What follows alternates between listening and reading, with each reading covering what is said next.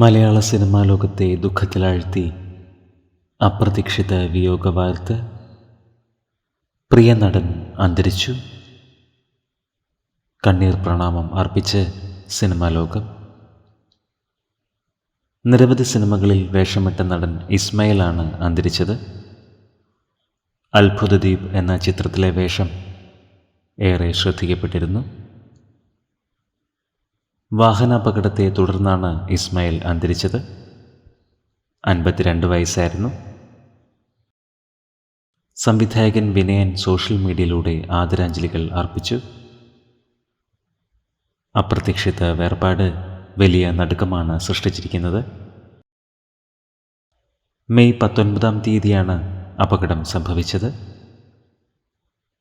ഇസ്മായിലിന് 52 വയസ്സായിരുന്നു. ആദരാഞ്ജലികൾ.